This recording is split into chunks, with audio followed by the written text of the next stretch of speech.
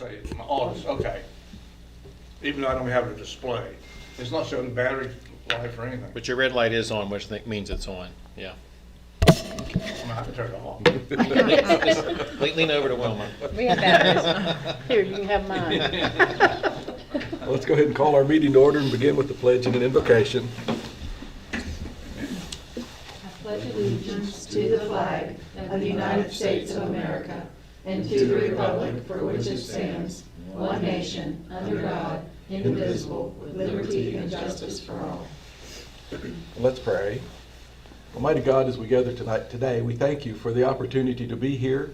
We thank you for bringing us here safely, and we ask that you would keep all of us and all the staff members and students and guardians and parents, that you'd protect all as we come up to the snowstorm that's coming. We ask that you'd bless us all with safety. And today we ask for wisdom so that we can learn and discern and make good decisions.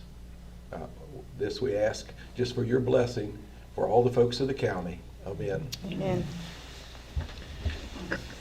And we're going to change the agenda to move item 4 up before next. So let's go ahead with personnel. Okay, good morning. Good morning. JP, do you have my stuff up? Give me just about 10 seconds. Actually, we're up, we're good now, we're good to go. So the first part of this, I just broke everything out for the individual schools so that you could see how many staff members we had, and then Nicole asked me to do some ratios so that we could just talk about those so that everybody knows how many kids we have versus how many staff members. So the first one is central office, and we have 8 professional staff, 3 service, 2 technology system specialists. So that's a total of 10. And then we have a student population of 835 in the entire county. And we have 4 nurses, and they rotate through all the schools. So the school information for Brandywine, you can see all of the individuals that help make Brandywine run smooth. And they also get speech and language and gifted services. We have those individuals who travel around to each school. So I think I've listed those with each school because they're all over the county. Total staff at Brandywine is 27. The student population is 117. So the ratio for professional staff, and when I say professional staff, I'm just talking about teachers in that sense. So the ratio is 11 students to 1 teacher. And then overall staff, which is kind of misleading because when you look at overall staff, you're looking at the entire staff, meaning cooks, custodians, everybody, and that is 4 students to 1 staff member. So I've done that for every single school, and you can see that on your screen. So the total staff at Franklin Elementary is 47, and the student population right now is 247 kids. And the professional staff, which again is teachers, is 12 students to every 1 teacher, and the overall ratio is 5 students to 1 staff member. Northport has a total of 26 staff members and a student population of 97.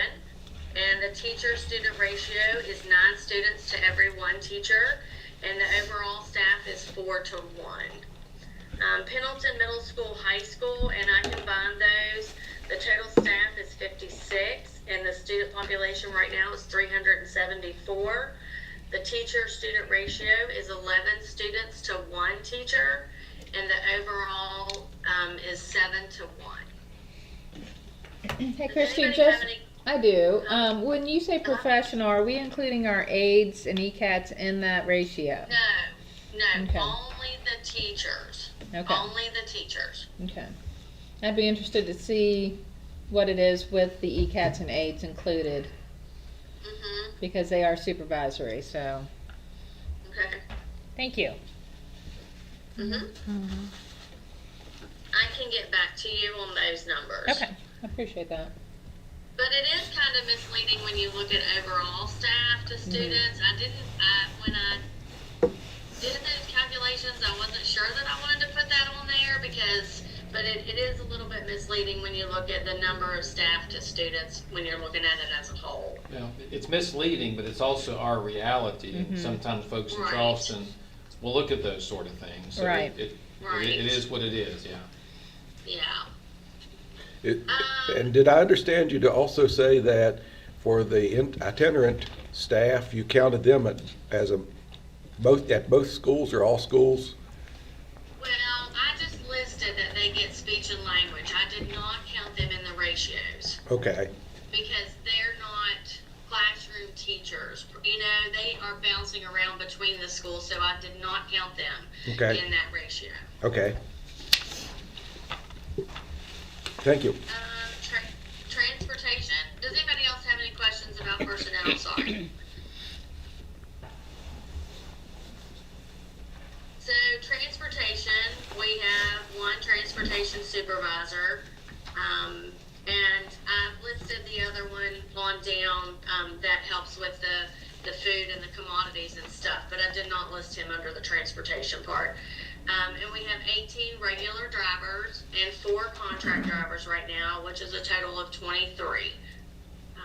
And for the maintenance, we have 1 maintenance electrician supervisor, 1 general maintenance, and we have the 1 transportation supervisor, which I've listed in that group too. And then we have the mechanic assistant, who also assists with the food supply and deliver with commodities and oversees the substitute rotation, which is a total of 4. And the general maintenance, is that extracurricular contract? Yes. So it's not yes. even a full 1 on that? No, Okay, it is the extracurricular. okay, Same for mechanic assistant. Right. Yeah. yes. Mm-hmm. So that may be more like 3 in that area. Mm-hmm. Mm-hmm. Right now, we have 18 buses that are running, and we have 7 spare buses. And Chuck and I have talked about, you know, we're over on the number of buses that we're allowed to have as spares based on our numbers, and you'll see that on down. But we do have 3 new buses coming. And I talked to Herb yesterday. He actually called me to give me an update. It was yesterday or Thursday.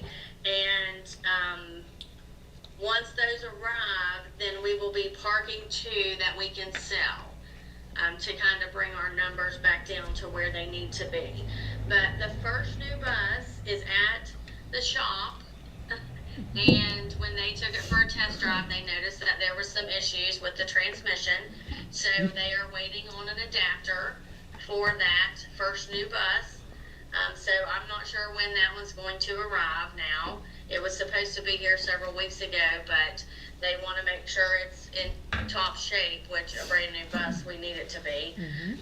The second new bus is currently at their shop as well, and it is having the cameras installed and the finishing touches on that. And the third new bus is in process of getting ready to be built. This whole process has moved way quicker than we anticipated it. And I talked to Herb about that yesterday or Thursday, and he said, you know, I mean, it just happened that way. It's not anything, you know, that we can do about it, but they just are pushing them out a lot quicker than they had been. So once, you know, JP and I and Chuck, we've talked, and we are going to hold off on purchasing any new buses now for a while until we get all these and see where we are budget-wise. The oldest bus in the county is Steve Lambert's, and it just had a new engine put in it last year. So it's still on the road. And here's where it gets a little bit tricky for the spare buses. We're only permitted to have 30% of the regular runs for our spare buses. So right now we are sitting at 5.4, but we currently have 7 actually. So once we get these new buses, then Chuck will park 2 that we will sell, and we'll stay, you know, we'll stay in the good on that. Is there any penalty for having too many spare? Well, yes, they do take off some points for having too many. That's why when we get these other 3, that we will definitely be looking to park some and to sell some. I don't think there's any financial penalty. I've never been aware of any, but when they come No, out. there's no financial penalty, it just counts against us on our points. Gotcha. Thank you. Which is on our scorecard. Mhm. So, Yeah. Christie, I have a question. Your itinerant phys ed teacher, is he counted at both places, Brandywine and North Fork, or is he just counting one of them?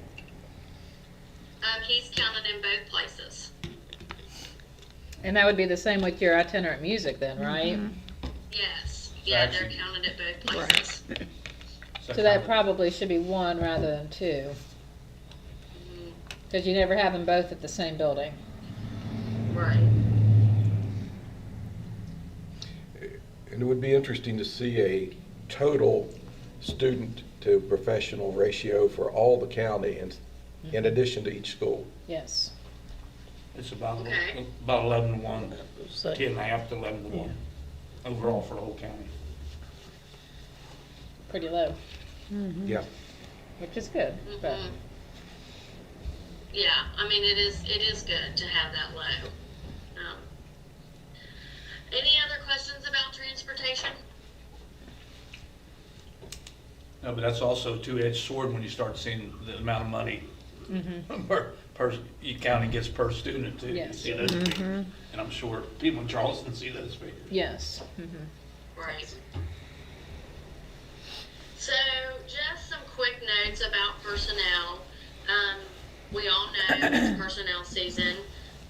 We have met, the central office team has met on 2 different occasions to go over personnel and budgets and where we are. JP has provided the cost analysis and the information for the number projections for our 26-27 year. We have reviewed staffing and numbers. We've discussed seniority and information with Jason Long. I've been on the phone with him quite a bit with that. And Nicole and I met with the principals on January 16th and kind of provided them the preliminary RIF and transfers. And we actually were out at the schools yesterday and met with several individuals about different things that we're going to be, doing moving forward in some Recommending. areas.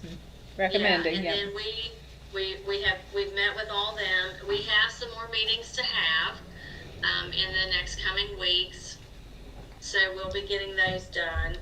And then we have our special meeting scheduled for February 11th for any hearings. And then those will all be recommended and action will be taken that night for the positions that we recommend. I can't go into too many details about this stuff because I can't. You guys aren't really supposed to know the individuals. So,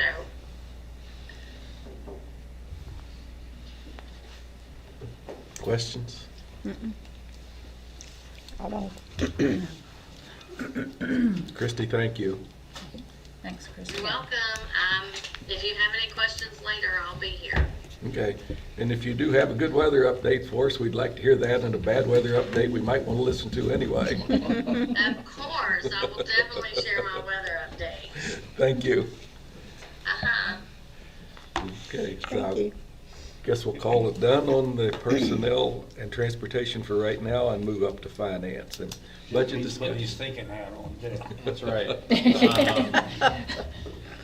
Absolutely. So I've given you a handout, which is pretty much what I have on the screen as well. So in a lot of this we've already talked about, so it isn't anything necessarily brand new. It kind of summarizes some things from prior meetings here today.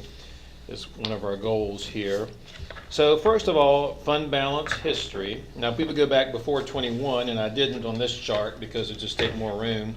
A $200,000 year would have been a good year for us before 21. It would have been a really good year. And so that we were trying to break even for years and years. Again, some years 50,000, some years 90,000, occasionally 200,000, occasionally a little worse than that.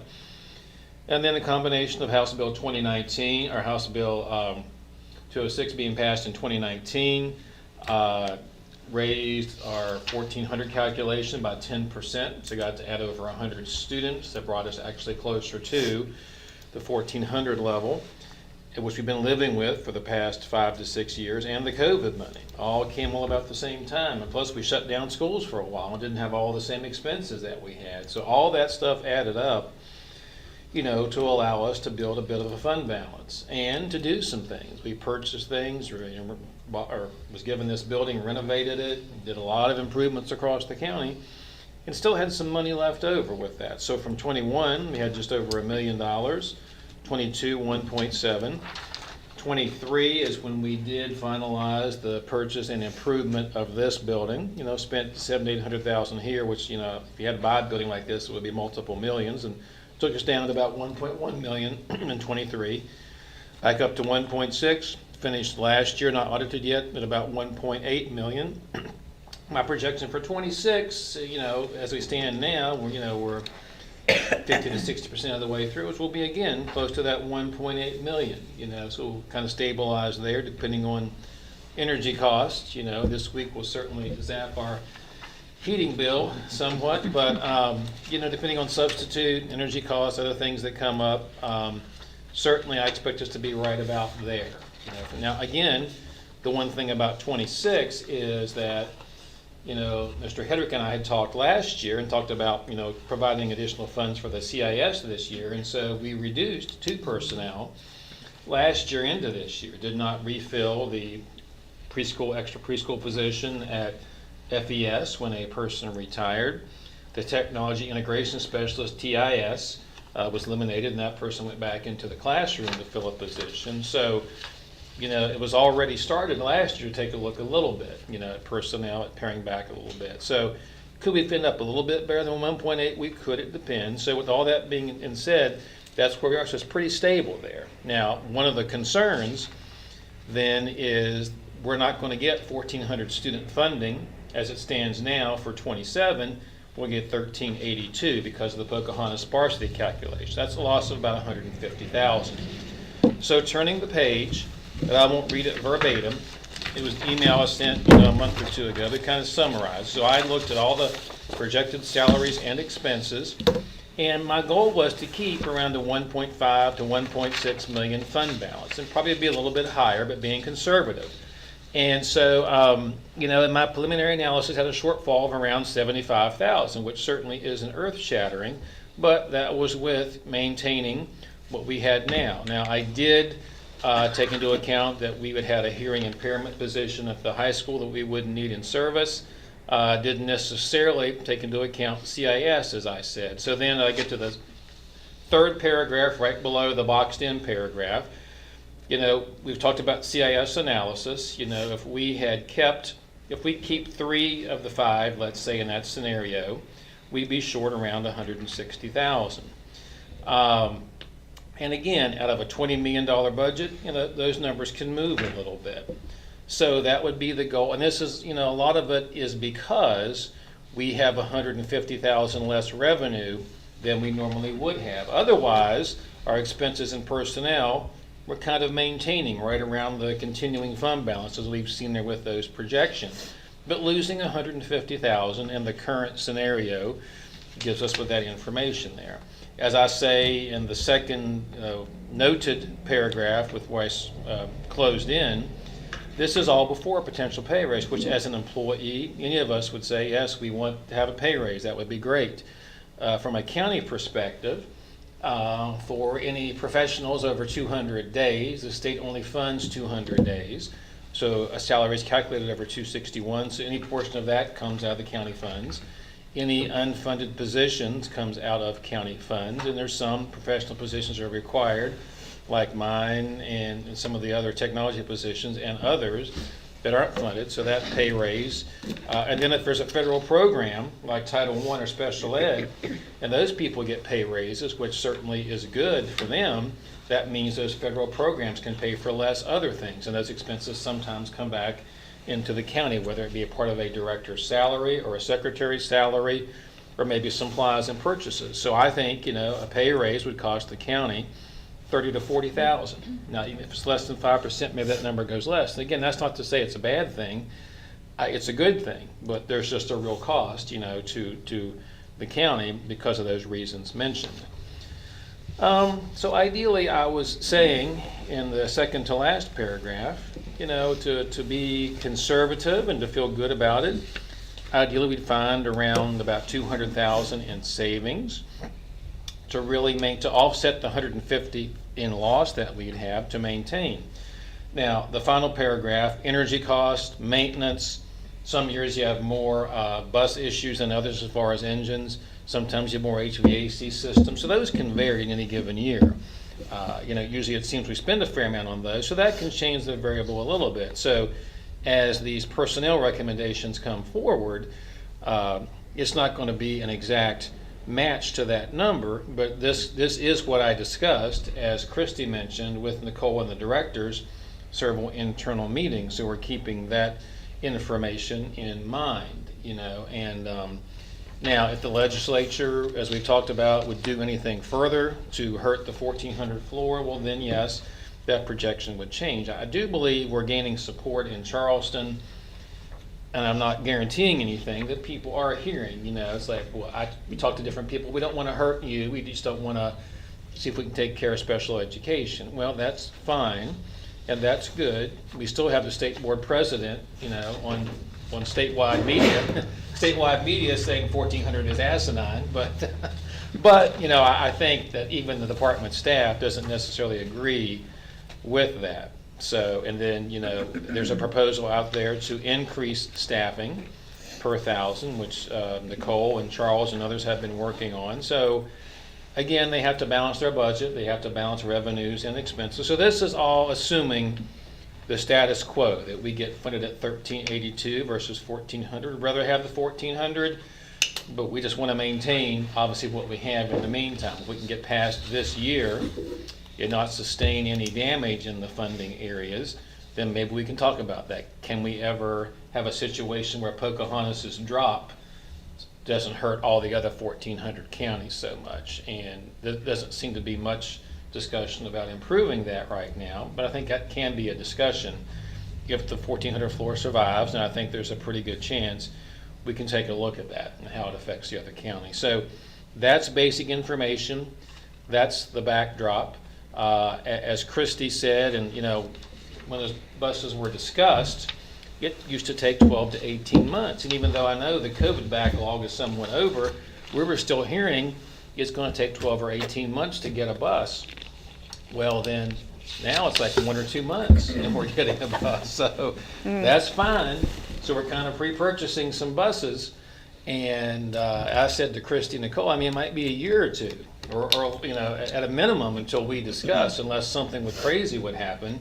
We have good buses, probably the most modern bus fleet we have had maybe ever, as far as, average, which is fine. We still have buses with miles on them, and the new ones seem to be not super reliable, and I don't have an answer for that. So I know there's still an issue there, but as far as new buses, I hope it's at least 18 months until we come back and discuss it, and then we do get bus replacement money every year. It's up to $170,000. And the value of the bus fleet will increase with these new buses. We might get $200,000 once these goes on the books and we get into FY28 funding. And we're going to use that to balance the budget. And we're going to use that where it's needed. And then FY28, 29 comes along, and we'll decide if we need a new bus or not. Do we write a check for it? Do we lease purchase it? And again, we've made decisions to lease purchase some things over time, as we've talked about, simply because we want to maintain the fund balance that we have, maintain some reasonableness. Lease purchase works for us, especially when it doesn't really cost us any real interest with bus replacement money, and that works okay. Had we written checks for the X number of buses that we have now, 3 or so, and going to be another one, we'd be down, $600,000 in our fund balance. So we're kind of stretching that out to maintain where we are, which is all part of the picture as we go into that discussion. And I didn't include the lease payable that I did at the last meeting or so, but we have a couple other things. We have the FES lease that we are going to be doing, and it's going to work out over time. But that does, even if it's smaller, it adds 50 or 60,000 to the budget, which is in these calculations, but that's also part of the give and take in those particular calculations. So we can come back to any of this. The third page, as I scroll down here, the third page is just the CIS, which we've looked at several times. It's just a refresher for information. You know, we were grant funded, and the grants up until this current year basically paid, plus some carryover from year before, paid for all those positions. But we are getting less every year for CIS. We are now in year 6, so the state in year 1 gave us 95,000 per site, and then down year 6, 52.5 per site. So the first column up above says FY26. We're putting in roughly $50,000 in this current year to help maintain the positions that we have. And yes, we had a resignation, and we had a part social worker / counselor, so that helped to get that down a little bit underneath that. But then for FY27, we go down to 37.5 per coordinator. So again, that's not just X amount of money, you have to have them employed to get the money. And so that's part of the discussion. So if, for example, and I guess we're down to 4 now, but I'd said in the second, if we had kept 5, it would cost the board $150,000 next year.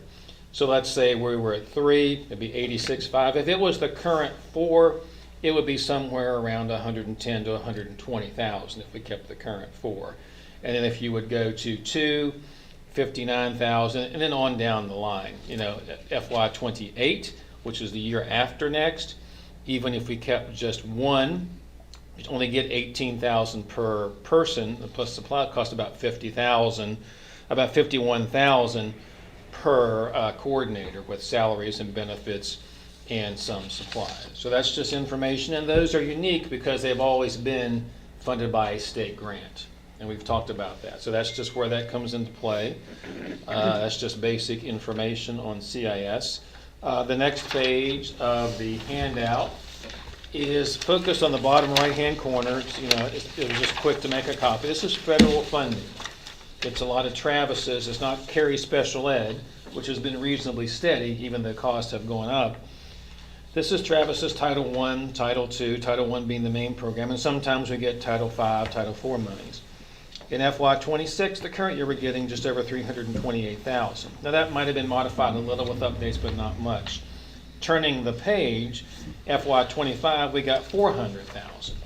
So we've had a drop, you know, of about $70,000 just in 1 year. I don't foresee that dropping again that much, but there obviously is a lot of rhetoric and discussion about federal funds. So I think Title I is going to be there. I don't think it's going to grow. And again, as you have salaries and benefits and insurance costs, that purchases more. We used to pay for almost 50% of the Title I director's salary, which is allowed out of the Title I budget.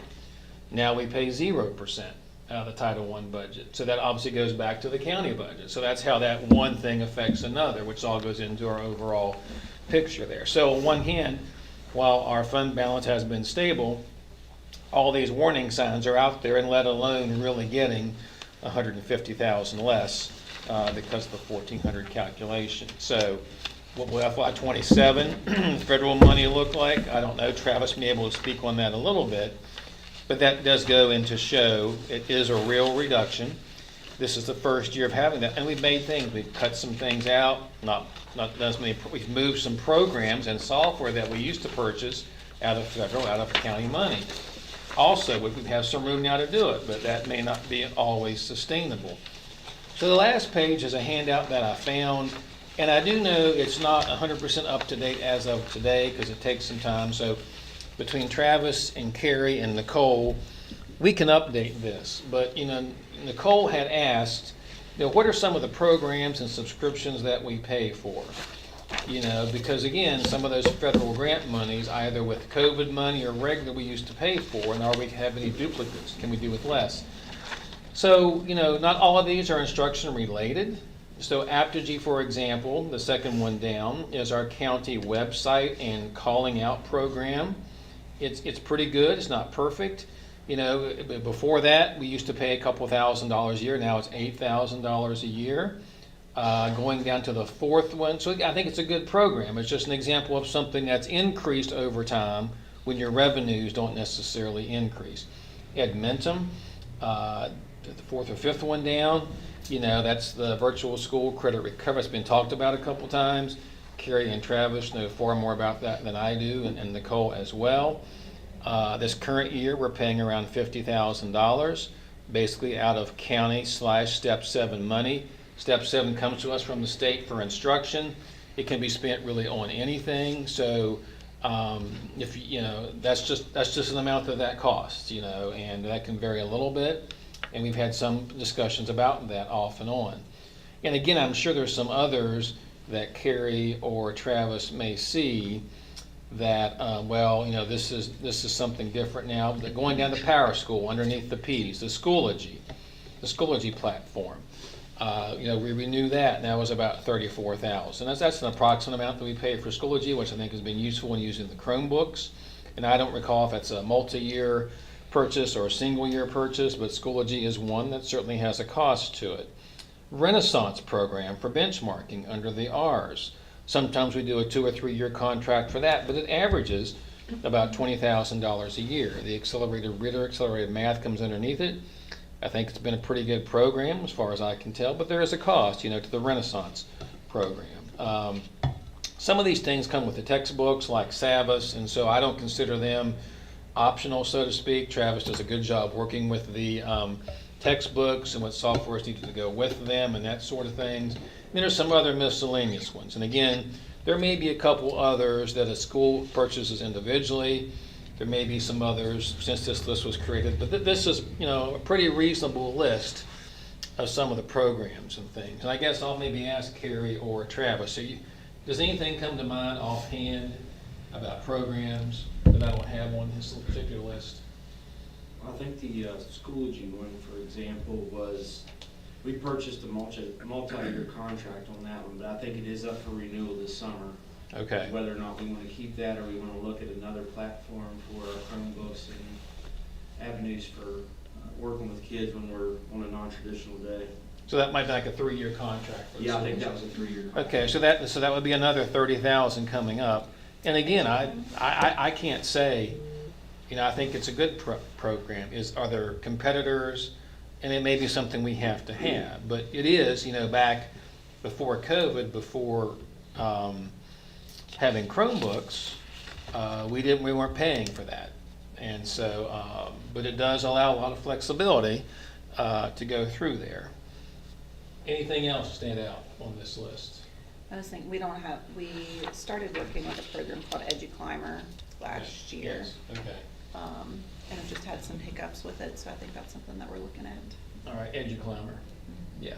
So there's a few, and I could work with Travis and Carrie to update this, but and some of these we may not use, but most of these are things that we do purchase. Some are administrative related, some are technology related, some are, again, related to instruction. So obviously some of the big ticket items, how much do we pay for virtual school? Different platforms, and I'm no expert on that. I can only look at the financial piece and say how much we pay on those things. And I'm sure it's those that take advantage of it like it, but there is a cost that goes into that. Carrie, would you say we were at that amount or exceeding that this year? I would say we're probably over that a little bit.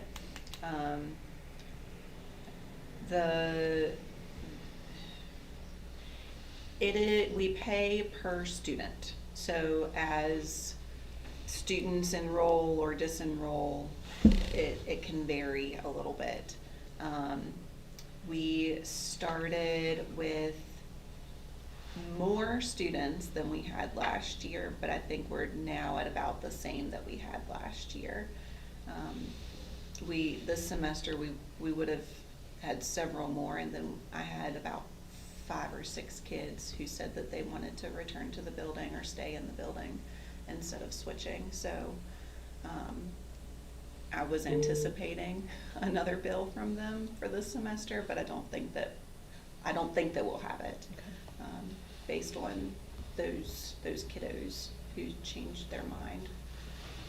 Yeah, and so I do know we've paid a 40,000 invoice this year and then like a 6,000. And so we are, for this year, have spent, 50,000. And that might be it for so that's a ballpark figure there for that. So the big ones are the Edmentum, the Renaissance, the Schoology, and there's some others that certainly add up. But when we come to large amounts to be spent on software and things, and so again, that's just information that's out there for us.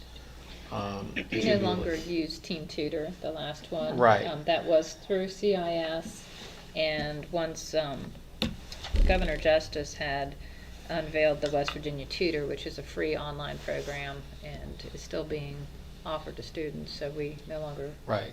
utilize Team I didn't Tutor. think so, that's why I put a question mark as opposed to an amount. I thought that was the case. And so, again, between accounts payable and Travis and Carrie and others, I will look at updating these. And but this is a very good estimate of where we are with that. And the biggest thing is, as we look at them, how do we rank them in terms of we really need this, or maybe we can do something else? And the fact with the COVID money, we purchased a lot of these at no cost to the county, and we got multiple year deals, but they started coming in 20 and 21, so we're already 5 years past some of these items that were there. I think in Schoology or Edmentum, we paid over $100,000 out of the COVID funds to set us up for multiple years, but now those obviously contract periods are up, and that money is gone there. So we are still, very solid, but with these, concern areas that are out here. And again, the fact that we're looking at some personnel realignments, we actually did it last year. It's a little more, it wasn't as drawn out of a process. Retirement that we didn't fill. And then one position was closed, the technology TAS position, and that was basically it. So it's a little more approach this year, and you'll have some details of that. It is not an exceedingly long list in terms of full-time, but it is. It is a list of looking at some things that we need to evaluate. And our class size numbers obviously can mean different things. At the elementary schools, you still have grade levels, and unless you're going to combine, which we haven't in many, many years. When I was in school, I know many years ago, I know we had some combined classes, and so then at the middle high school, where people are more aggregated, that potentially allows, but you still need to have staffing out there to do things also. So it is trying to pay attention, still provide services, and I do know other counties, if they start looking at this, and we're probably as much in the limelight as much as ever, if not more so, with the discussion. But we'd love to have 11 students per teacher. We've got 15. The state average is around 15, I think, or something like that. And the national average might be a little bit higher. And so, one hand, it's good. I think it allows us to have some better instruction and some advantages that are out there. On the other hand, we always need to reevaluate. We have X number of resources. Where can we put the puzzle together to maximize what we're doing for students and their success, and to support staff as well as we go through that. So I don't know, Nicole, if anybody has any questions for me, or if we want Carrie to go now, or if that's a separate section, or. Could you just do a quick summary of our national forest funding too, and with the Right. history that's been going on the last Right. year and a half? So national forest funding, we've used to get over 100,000 a year. That went down about 3 years ago to about 75, mainly because which I didn't realize, they take that funding across all the forest land counties in the country and then look at the poverty rates among those counties eligible and then compare them. And then per capita income, which I think Pendleton's has increased some. I don't have all the reasons why, but compared to the other forest land counties, so that reduced our percentage of money down to about 75,000, which is still a good source of money. It's unrestricted. But then, that wasn't renewed. And so for FY 25, they went back to the old formula before Secure Rural Schools for forest lands. We received about 25,000 in FY 25. And we were hopeful to get something renewed, so 50,000 in the budget this year. But it was just reauthorized for 3 years, meaning going back to last year this year and next year. But next year is almost here, so it's gonna be another fight to get, but at least we will get back fill for last year of maybe 40 or 50,000. We'll get the full 70,000 this year. So out of a 50,000 budget for this year, we'll be maybe 120,000 or so. And then next year, we'll probably get around 70,000 again. But then that's back on hold at the federal government level, and it'll be another struggle, I would assume, to get it reauthorized. But so that's there. But if it ever would go away, I mean, Pocahontas used to get 400,000 and 500,000 a year, which is how was their small levy for many years. Now they're down to about 300,000, but it's still significant. And they're guaranteed to get the 1,400 floor, which nobody else is, just the way it's set up. So it's important to them. It's important to us. Randolph gets more than us, and so they get about 250,000 a year on that. So we want to continue to maintain that.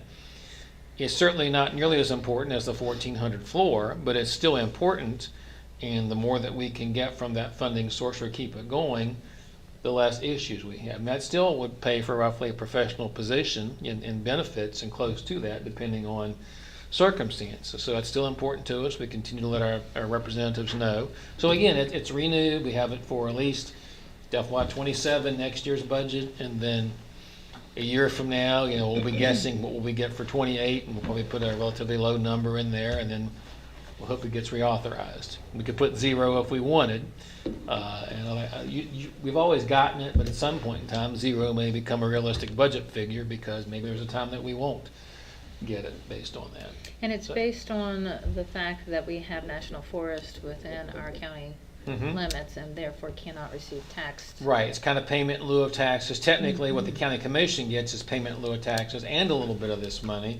Secure rural schools is similar, though. The fact that forest land cannot be taxed. We have the George Washington and the Mon, one of the few counties with both, maybe the only county with both national forests in it. And the Mon usually generates more. I guess there's been more logging activity over the years, and I'm not sure the 100% calculation. So George Washington doesn't generate as much per acre as what the Mon does, and that's where Randolph and Pocahontas and Greenbrier are larger than us anyhow in national forest, but the Mon is a little more valuable in those calculations, whether it's timber produced or I'm not sure the whole other reasons on that. So half of ours roughly is George Washington, and half is the Mon on the other side. So that's still there. Medicaid funding, we get around 150 to 200,000 per year. That's been steady for 10 to 15 years. Requirements become increased all the time as far as making sure we're doing everything right, but that stays pretty steady. But if that would ever, we haven't had to fight for that because that's, from the federal government. But if they ever change the regulations or lower, that would certainly have an impact because we get reimbursement from Medicaid for services provided, whether it be occupational therapy, physical therapy, speech. Some of our general classroom special ed teachers qualify small percentage of random moment time studies. And so we provide services and required to provide services.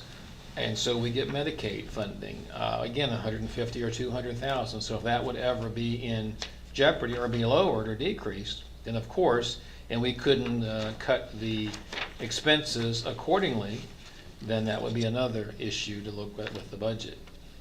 So it is an interesting time. I mean, again, if you had told me 10 years ago you'll have $1.5 million, I'd have said, I don't see how that's ever going to happen. I don't see how that's ever going to happen. Somebody must have died and left us a bunch of money. So it's good, but the state is still looking, and they want to make sure we keep healthy fund balances now more than ever. And so yes, we could spend this down to 500,000 and be like, that's still more than we used to have. And that's true, but with all the expenses and uncertainties and what we've seen from other counties, things can change very quickly. Things can change very quickly on that. So that's all that I have. I'll entertain any questions or follow up with any information. Nicole, what would you like to see? Let me just ask, this is minor, but how much does the board docs cost? The board docs, right, that wasn't on this. It is, I think, $3,000 to $4,000 per year as well. They want to get an updated list. That would be on this list here, yes, as well. So again, that's an expense we didn't used to have. It used to be that free. It's certainly good. And we have the policy manual and the board meeting stuff that we have here, but that's the cost. that we didn't used to have, let alone, like I say, all the maintenance costs and things and elevators, and the list could go pretty long. Right. And so the good news is the state has done some things with, we get to keep 15% more, 15% local share of taxes. Used to be 10. House Bill 206 also gave us that. So the more local taxes that are generated with assessments, we keep a higher percentage of that. It used to be 300,000. Now it's almost 500,000. All that helps to balance the budget. But we do have, expenses to go along with that within reason. And so we will work on updating this list. But yes, there are a number of things, and even our school accounting software used to be basically free, and that's several $1,000s a year on this list. It's very handy. Didn't used to have to pay for that, and now it's in the cloud and it's accessible. We can run reports, but there are costs to those things. So if I was going to ask you, and you don't have to do it because I haven't asked you, but if we go back and consider what our expenses were prior to COVID and our expenses now, the technology change and the amount that has gone into technology that we need to have now is equivalent to a professional, 2 professionals. Oh, I would say at least one. I could come up with a list because you'd have 5,000 here, 8,000 there. I would say with the management software, for the Chromebooks, and even aside from replacing the Chrome, I would say at least a position or 2 based on that, because in the end you're still, the technology money which we get every year, it can be used for anything you need. But now we know we're buying Chromebooks every so often out of that. And so if we would look at it and analyze it, it could be 1 to 2 positions based on that, yes. And that's a change that has happened because everything's changed. Correct. It's not something that we've done. Correct. And if the funding formula doesn't account for that, then that's coming out of the same money that the extra special ed or whatever Right. is coming out of. Right. And the other thing that has changed drastically since I've been on the board for 22 years now, I guess, 21 years, is the number of people that you need to have that aren't teachers. The nurses and the social workers and aides, and there's a vast amount of difference in that. There is, absolutely. And so those things that when they start talking about changing, because we are overfunded now in comparison to what happened 20 years ago or 30 years ago, well, part of it's because the world's changed. Part of it is we're required to provide more services. Correct. And so those numbers are vastly different. Correct. We are providing more areas of support than, again, probably either one of us would have imagined, 20 years ago on doing that. And yes, when you look at the numbers game and you're small, well, those numbers don't look good. If you look at human beings and people and providing services and the state providing a thorough and efficient education, well, yeah, we want efficiency, but thorough means you're providing services to people no matter where they live, no matter what they walk through the door with, and that can take a lot of funding to make that happen, yes. And I think we have been very proactive because the legislation changes last year said how many school counselors you had to have. Well, we fall very well in those percentages, and so we've covered that. They are looking at this year requiring a school nurse in every building.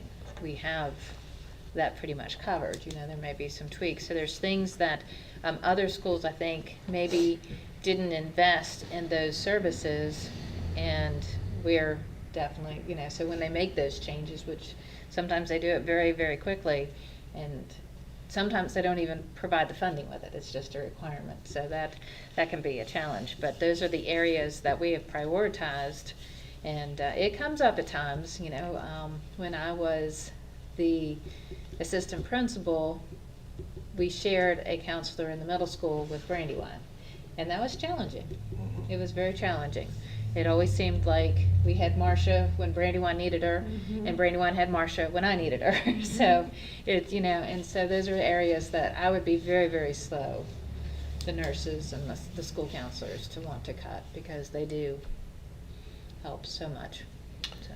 And what we discussed at the last board meeting too, that report to the legislature from the RAND group, if something would happen like that, I don't see it likely, but if it would, we've talked in, what if we lost $1 million? Well, gosh, yeah, it changes a lot, and we don't have an answer today. Right. But we'd have to really figure out what are we going to do, and so we're certainly not making reductions based upon that. We're looking at reductions based on where we are and what we know and what seems realistic, and that's a whole new ballgame. If that would happen, and we think that would be wrong, and not, funding a thorough education. And I don't think that has huge momentum, but those things are being discussed, and there are some people that certainly say, we're giving too much money, and so we just have to be aware of all that and have discussions and point out information when we can, and also be aware of, okay, what are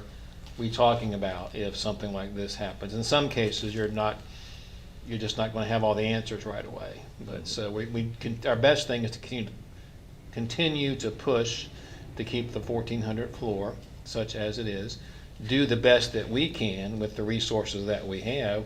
We want to show that investment is a good investment in Pendleton County and Pocahontas County and others, and continue to state the case if needed, where this funding goes and what it provides and some of the requirements and those sorts of things. So, yeah. Then this is another question I never ask in advance, and so I don't necessarily expect an answer today, but what percentage of our children are on a school bus longer than the recommended maximum time? There is a report for that. Christy, would you happen to have that information handy? Would you have had that in an email?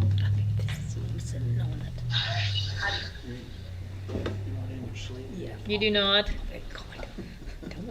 I've seen it in years past. Yeah, I'm sure there is a somewhere we can report. look Each that up. year, we have to send in the amount of time each student is on the bus, and it is broken up by ages, and there's a maximum. So that is submitted on a yearly basis. I haven't seen that report since I was the transportation director. But we could come back with that we could, yes. information. Because that is another push. While there's a push on one side, there is a push, hearing from the Roans and the Randolphs and others, how can the state help reduce consolidations? It takes money, and that's not being self-serving. It takes money, because if we all were in one building here in Franklin, well, yes, it would cost less. It would be a disservice to the public and the students to make everybody travel in here, and the parents, to get the kids here in Franklin. That's the way we're funded. Without the 1,400 floor and some adjustments like that, and I can see why counties above it, they'd like to have something like that. I mean, you're funded without any concern about geography or mountains or anything. That's where the 1,400 floor came into play, and students per square mile and density. So without something for that really takes it into account, then there is no allowance. And you're not, you're funded like a 1,000 student high school in Charleston. You're funded for a whole county, and those operating costs are vastly different for that. I know they're talking about adding maybe personnel, required personnel. Would that ever help us to fund personnel that we're paying for now? Well, yeah, I mean, there is different things are being put. If they ever said some of these positions are required, we would provide funding for them, like my position or others. Yes, that would help. Or if they raise the number of personnel per 1,000 students, which is one thought process to be simple, and that would help the Randolphs and the Roans and others to give more personnel, because they're closing schools because they don't have enough money to maintain what they have, and if they had more money, then they could certainly afford to do some of those things. So it's hard to say, on one hand, we don't want counties closing schools, and on the other hand, simply saying, we're not going to give you more money either, and to simply make it out to be a county problem. If you spent your money better, you wouldn't be in this situation. And that's not the case. I mean, every county is different, but it is not as simple, because it does cost more. And I think this week, some of the comments from Charleston after one of those presentations by Superintendent Blatt, somebody said if you lose 20 students, which we've argued for 30 years, you don't just lose them in one classroom and close that position. You lose 3 here and 5 there and 6 over there, and you still have all the service. You still have the buses and the teachers and custodians, but you've lost maybe $100,000 in the meantime, you know, and so there's that discussion, which is good. But again, you know, you've got revenues and expenses at the state level, and they're competing at a high level, trying to sort that out. So I do believe our senators certainly, haven't heard much from our delegates, but our senators, Morris and Hamilton, are very supportive of 1,400 floor, of public education, and that's very positive for us. JP, I'm going to share something with you that Emmy just shared, if you can put it up on the screen. The elementary and middle school requirements is 1 student council per 400 to 450 students, which I think is interesting that they put that on a ratio. And then for the high school, it's 1 school counselor per every 250 to 300 students. So there you can see that. And then, so Franklin Elementary has 247 students and 1 school counselor. Brandywine has 118 and 1 school counselor. And North Fork Elementary School, 101, which that number's decreased since that time. It's now 97 and 1 school counselor. So 200, 400, 500, you have 3 school counselors right there, where we could almost have, by the guidelines, 1. And again, you know, the needs necessitate having 1 in the building practically, but by numbers, I mean, that's just something that we need to keep in mind. And so we have 2 at the middle high school. You could almost share 1 with it, like the elementary school. So, Right. you know, there are options there, but again, those are when we really have to look at where can we, you know, right now we're tightening our belt. If it gets to the point where it's more than tightening a belt, and we're, you know, looking at, you know, needing a life preserver sent to us, or a life. Do we track boat. the usage to a counselor? I mean, how many hours a day, or how many encounters that's tracked every day? Okay. Yeah, they do. They That's are figures that we required look at. yeah, they are required to keep their minutes serving students. And Is that something that we can see? Or? Christy, do they submit that to you? No, they don't submit that to me. They're not allowed to share that information. No. Not even in a general sense, like at the end of the month, like how many how many minutes served to students? I mean, they could share it in a general sense, but they can't get into any specifics about how many, you know what I mean? Right, yeah. Yeah, I don't want specifics, I just Right. would like to know. Right. You know. You know, you just would like to make sure they're utilizing their time. Well, my That's what I'm experience saying. from being at the school level last year, they were utilized. They were on the run, for sure, so. But those are some of the internal discussions, as Nicole has mentioned. Of course, I see a lot of data. And again, I don't put myself in the position of knowing what's needed out in the schools. You know, just knowing the history, knowing present times. You know, I know we are, in some of these cases, you know, we're well-staffed, and I'm not saying overstaffed, and I know compared to other counties, so I would say, you know, if times get tight, we would need to have like an order of looking at, but what would we look at, and then what could we do with, what do we have to have, and what could we do without? And not everybody might agree on those things, and I do think we have good services from the people that we have, but certainly, we're not the only people. I think we look at it more than most, but somebody else could look at it and say, well, you're supposed to have 1 for 450 and you've got 3. You know, I mean, you know, so don't come down here saying you need more money, you know, that sort of, in that particular example. So we have to know both sides. We have to understand the needs, the geography, the fact that we have these small rural schools, and continue advocating for them, and be prepared to, if we get asked, you know, well, you have too much, you know. And I think the state board president, I think he saw this data for the first time either a few days or maybe like right before, and I think he was just simply not even anywhere close to being aware of Pocahontas and Pendleton and all the other 1,400 counties, and just what it really meant to those counties. And you put it in dollars and cents, it's like, yeah, and I've told you multiple years it represents a lot of money to us, and I think he just couldn't believe that, and we've just known it takes more. And I guess you can argue, well, how much more does it take? But if you want to provide a thorough education, regardless of where people live, and you've already consolidated, you're already down to 1 7-12 complex, and you don't want to have kids on buses for an hour and a half or even an hour for kindergarten, then yeah, it takes a different way of looking at it. I mean, Ken Price used to say, treat unequals unequally, and sometimes that's not always popular. It doesn't mean you waste money, but again, it's not all the same. It's not all the same out there. Well, and I think that's why it's important to mention the National Forest funding, and we don't have a levy, and when people look at the 1400 floor and they start to look a little bit more closely, that's the second thing that is looked at is a levy, and we don't have one. But you do have to look at each county independently and consider things like this. If we have all of this land mass that we can't get any taxes from, and we're not getting funding or getting funding in a delayed manner, it is a hardship for us, and so that is something that should be considered. Another thing that you could look at would be the cost per student, transportation, heating, cooling, food services per student, as compared to the bigger counties. Our transportation costs per student have to be pretty high.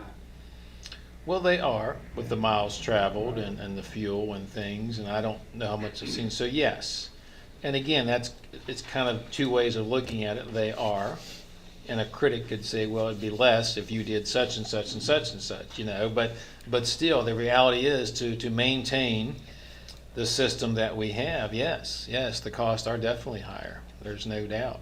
And yes, we could handle X number of students more in every facility that we have, and our costs wouldn't really go up a whole lot, but yet the enrollment would. But all of that, most of Appalachia is declining in enrollment, most of West Virginia is declining in enrollment, and so it's just a factor there that if you want to look at everything from a business standpoint and say, well, your cost per pupil is unacceptable, then you're not looking at all the needs of the individual counties. And what you're trying to do, you're not selling a service, you're providing an education, which to me is a fundamental difference. And yes, we can say, well, there's got to be some limits somewhere. That's understandable, but we think we have a pretty good model here in Pendleton County to maintain, and some others across the state. And while the 1400 floor is not perfect, it's worked pretty well, for 20 years, and it was enhanced in 2019, and it's enabled us to provide. And we've still had to make some reductions in the process, to kind of go through that. So, yeah, it's a lot of data. We certainly, try to do very well with the resources that we have in this county, and everybody struggles to have numbers of personnel and qualified personnel, and that's not going to change anytime soon. And we continue to work through that the best that we can. But the reality is that what the 1400 floor does is shifts if you're trying to calculate it on a per pupil basis across the state, it gives us more per pupil. But counting the cost on the basis of number of students is a basic mistake. Because we have to have the basic cost of the bus system. Right. We have to have the basic cost of having the buildings. We have to have the basic cost of having classrooms that have less than the total number of teachers. Right. So our basic cost is increased.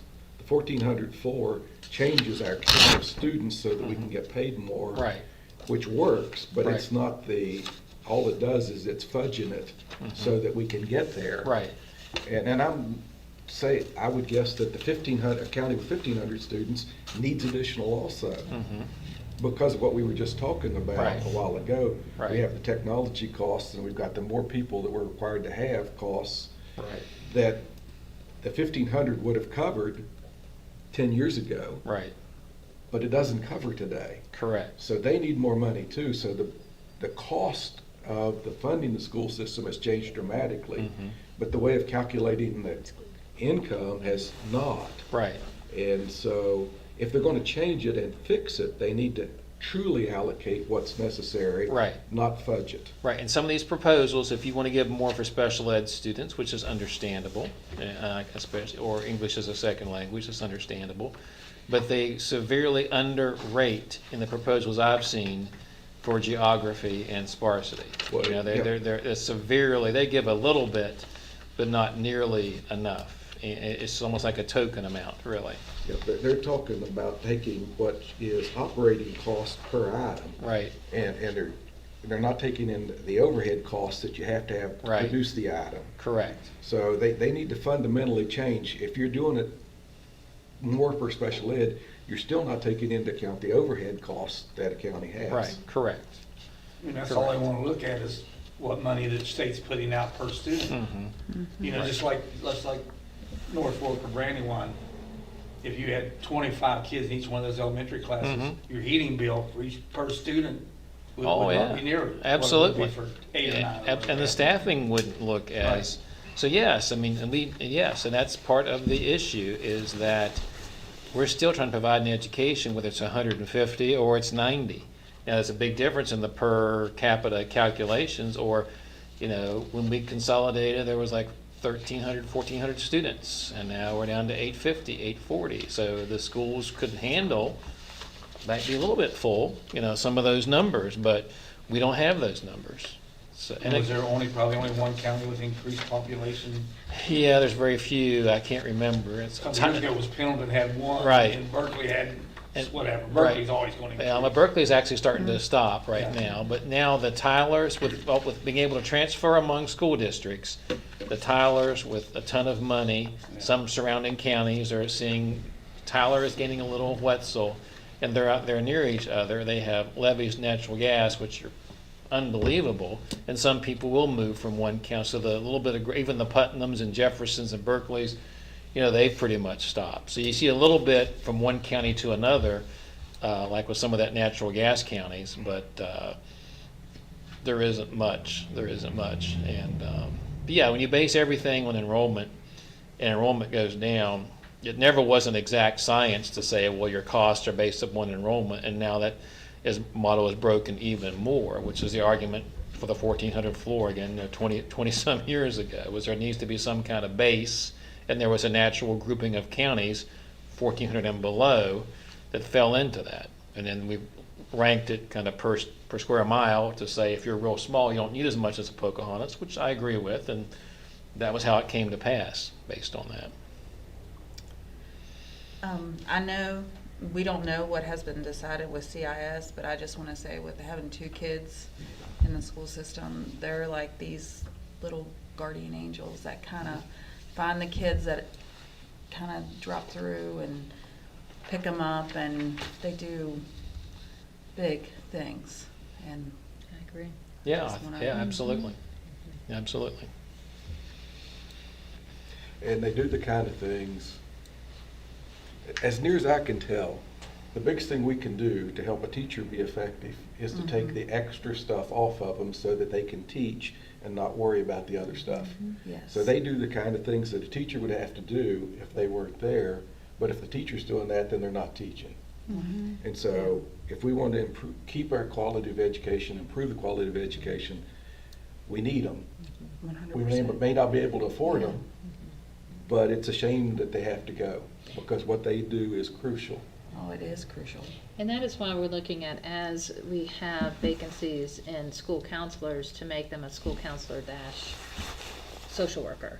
Because the work that CIS is doing is the same as the social work, and to be able to, and the school counselor positions are, they have guidelines from the state and are limited and to what they can do. And that's where the pairing of the school counselor and the CIS has been so beneficial.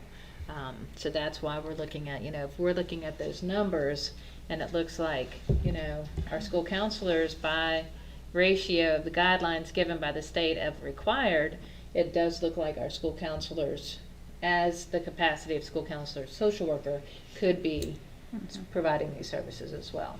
So that's why we're doing that. Thank you. Yeah, and the first model was out at the middle high school when we had a big, so that seems to have worked well, as Right. far as I know, so yeah. Travis, would you like to add anything as far as federal funding, federal programs, facilities, anything? I mean, JP kind of covered it on the federal programs part. I mean, we've seen definitely a decrease in the amount of funding that we're getting in that. And then it's not as big a deal in some of the other programs, but the Title I is the area where we are rather short. And, this past year we took what we were paying for some of my salary out of there, just so that we would have enough to kind of cover all the basics, to make sure we had all 3 teachers covered, and a little bit of supply money, professional development money, and parent and staff involvement money. So, based on a meeting I had last week with federal programs, I feel like in the next week or two, we're going to kind of have an idea what next year's numbers are going to look like. It sounded pretty positive that it'll be close to probably what we have this year, which we know is still not quite enough to cover everything we need to have. But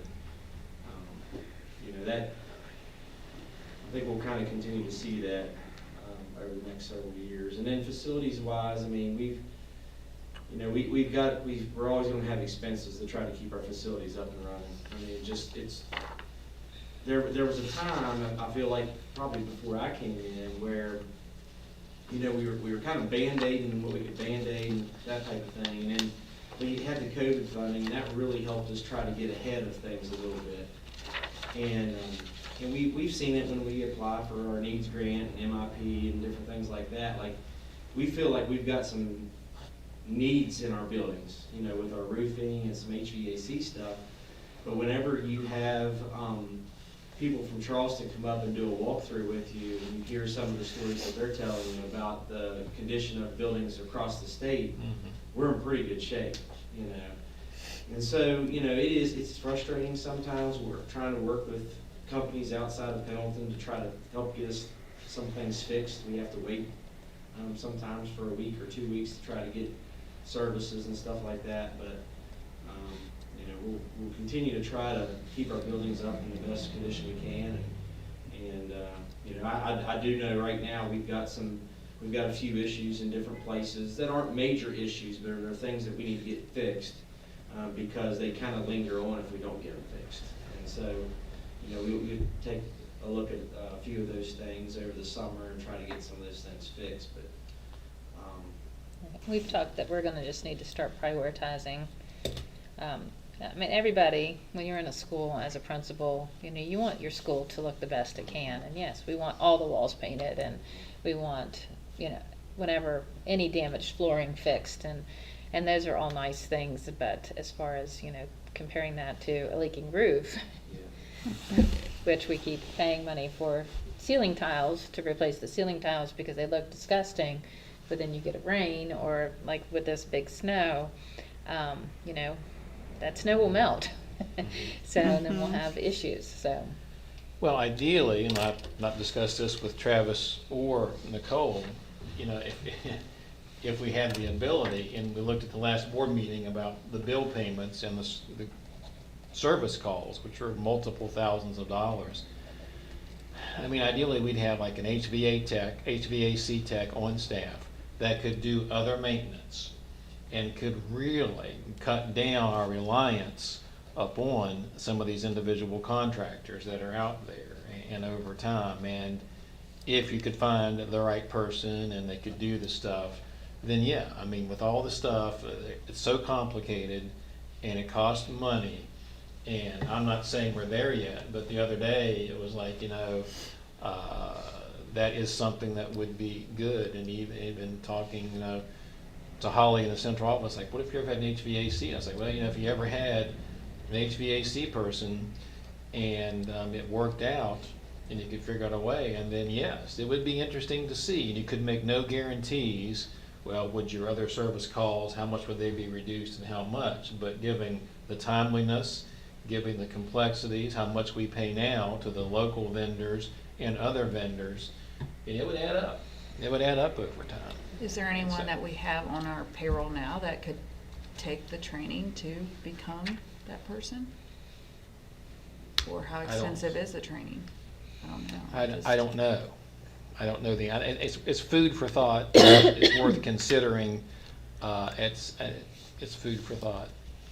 You know, and again, how would that align with everything else? I don't know, but I think that it's worth looking at. And I would have said years ago, we can't afford a specialist like that, but, you know, and I understand that, but I think, you know, with, even in our small county, a lot of square footage, and it's only getting more modern all the time with the HVAC and the controls, and put them in charge of energy management. And I do believe countywide, we can find some saving if we really had someone that could look at the temperatures when school's not in session, snow, and really have time to tweak it, you know, on a snow day or a weekend or an off day, countywide, because we again spend almost 400,000 electricity countywide, and let alone, and then propane about 100,000. It's almost $500,000, let alone repairs and maintenance. So if you could charge that person with energy management, making recommendations, having the computer screen up, looking at it, doing some things like, and being the primary person for HVAC, it's worth taking a look at sometime. If we could ever, maybe one of the existing people, I don't know, you know, I don't know, but that's certainly worth taking a look at somewhere. Because if you start adding up the costs, we talked about technology, if you start adding up some of those repair costs and things, and then having somebody that knew what they were doing and could get out there in an hour versus 3 days, there's some merit to that. And you have to weigh that. And utility costs are not going to do anything but Right. go up. Correct, Yeah. correct. So I think if you look at energy management and that, and then even can help out as needed, I'm not saying that that's all they would do, because there's not enough to keep somebody busy all the time to do that, but that's their first priority, and can help out do some other things too, then it's definitely worth having a discussion about at some point. All right, Carrie? Okay. JP, if you refresh your thing, I put mine under yours. I wasn't sure where to put it. All right. So just some information with special education. I get three sort of buckets of funding for special education. See it there? I do. Yep. Next page down. Okay, all right. All right. So the first one is our federal funding for school-age children. So we're talking kindergarten through 21. Then we get some federal funding for preschool, and then we get some state aid. So our biggest bucket, our school-age federal funding, pays for half of me, half of an administrative assistant here in the office, and then 4 special education aides in our county. The preschool is a much smaller amount, and so it's a little bit half than an aide, half the cost of an aide in our preschool program. And then I use our state aid funding for our professional development for our special education staff, ESY services, so students who have IEPs, who are not able to make, so they have goals. Our students who have IEPs have goals on their IEPs of what they need to work toward. And if they aren't making sufficient progress, or it takes them a really long time to recoup lost instructional time, if like over Christmas break or over summer, they lose a lot of time to catch back up, they may need extended school year. ESY stands for extended school year.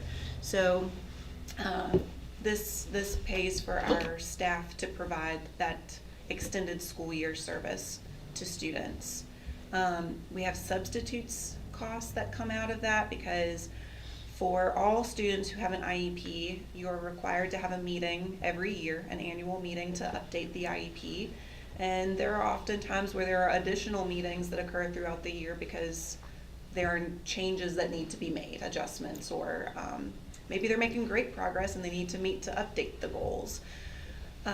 We also have eligibility meetings, so every 3 years we have to meet to determine if they still meet the requirements for special education. So special ed requires many meetings, which means subs because teachers are out of classrooms for that. There's travel incorporated into it and supplies because we spend a good bit of money on supplies for various needs with our students. The things that aren't covered are 27 other special education staff. So that money comes from the county instead of my special education budget. And that includes teachers and aides. And people like Emmy, who we have to have a school psychologist, and her work is invaluable here. It doesn't cover our related services, so physical therapy, occupational therapy. Speech is a little wonky because we have one speech individual considered special education staff that we hire as a county, and then one that we contract with. Audiology services, and then any transportation costs that occur specifically for students with IEPs. I did not make a note in here, but JP talked earlier about Medicaid. So we do get a chunk of money from Medicaid every year that helps with this. In order for us to receive that funding, our staff participate in a program called the Random Moment Time Study. And so they will get random emails periodically that'll say, what were you doing on this date at this minute? And they have to go in and type a response. And so what that is looking for is services that were provided to students that may not be billable for Medicaid at that point in time. So if Emmy is working with a student, like checking up on a student with an IEP and monitoring their progress, she may not be billing for that service for Medicaid, but because she's meeting with that student, it connects with their IEP, then that factors into here. That would allow us to recoup some money from, I believe it's Gainwell that provides money from Medicaid. We also have staff who do Medicaid billing, and I know sometimes to them it can seem like a whole lot of work for not much reward. One of our speech pathologists the other day was talking about if she works with a group of students, the billable rate is like $2.50 for 15 minutes in working with that student. So a lot of paperwork involved for not a ton of money in return, but then ultimately it does add up. Every little bit adds up. And just off the top of my head from memory, our total special ed expenditures are close to $2 million a year. So you can see there's a couple grants that do that, and Medicaid brings $200,000, but that's not close to $2 million. And so part of that is provided through salary costs through the formula, as far as personnel and service. But again, even though Medicaid provides a portion of reimbursement, it's not 100% reimbursement, so it's only part of the puzzle. So in the legislature this week, there's a report prepared. What does it cost counties, for special education? And, for Pendleton number is a pretty large number. And I'm not sure I agree 100% with the calculations, but, there is a lot of services provided. There's no special ed funding from the state other than you get X number professional personnel, X number of service personnel. There's nothing extra for special ed. And we have one of the lowest special education percentage populations in the state. So even with one of the lowest populations percentage-wise, there's still a lot of costs. You can see why other counties certainly even have more of a concern about that. So it's larger than most people realize what the costs are and what's required for special education. And then just one other note I wanted to make there. The staff that I use federal funding for are not reimbursable with Medicaid because then it's double dipping. It's two sets of federal funding. So we just try to be really strategic about who is able to bill for services, and if they are, then we don't put them in this pot of money so that we can get the most bang for our buck. You can't get federal money for salaries and then get Medicaid money. And we put aides in there in that first bracket because on the state funding side, you have to have a certain percentage of your professional people being instructional. So like 91% of our professionals have to be instructional. And if you pay somebody out of a grant, that doesn't count. And so we're always right at that limit. Yeah, 91%, or within 0.5 or 0.6. Every year it's a real struggle. And it's really, for a small county, it's harder than a large county because you're just squeezed tighter with the requirements that you have. So if we would put 3 teachers as opposed to 4 service personnel, that's 3 we're losing from our professional instructional calculation. Then you got to either hire 3 other people or be penalized on professional instructional. So you got to move a lot of things around to maximize where you are with that. So the next one just goes over our staffing. So we do have 4 preschool special needs teachers. And at this point, all of our 4 preschool classrooms are all pre-K special needs. They're universal. So they are all able to serve students with IEPs. We have 12 K-12 special education teachers in the county, 1 speech language pathologist that is our employee, 1 gifted teacher, 1 school psychologist, 9 aides.